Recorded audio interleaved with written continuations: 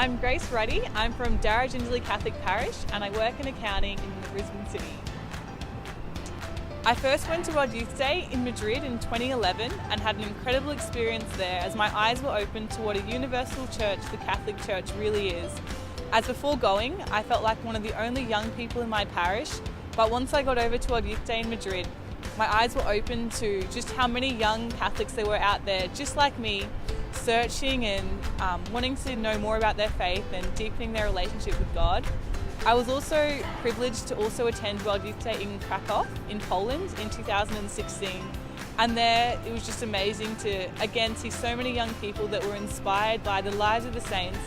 and really wanting to live a life of holiness that's different to what we usually get told here in Australia every day. One of my highlights from World Youth Day was actually before World Youth Day, my pilgrimage spent a week in a town called Pedro Abad in the south of Spain, and there we got to know some young people. And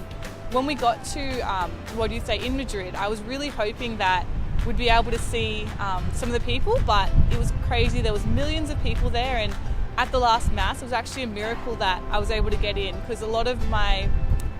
people in my pilgrimage didn't actually make it to the final Mass, but somehow I think God wanted me there. And in the Mass of 2 million people, just looking around, I ended up finding a girl that I'd become really good friends with there, and it was just an incredible experience of real joy and friendship to see that even though amongst so many people in the world, you can still find friendship and still find fellowship in your faith there as well. Another highlight for me was really, seeing the joy of different vocations at World Youth Day. Before I went to World Youth Day, I hadn't really seen any religious inhabits or even had a chance to talk to many religious or bishops or priests, but there I was really able to see, the beauty and joy and to really meet some fun, faith-filled religious there. I remember I was on a bus on the way back from one of the events and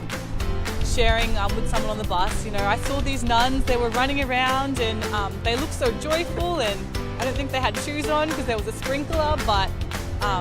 behind me there was actually a bishop, and he said, Grace, we're just people under all these clothes. And that's when it hit me that we're all called to holiness. It doesn't matter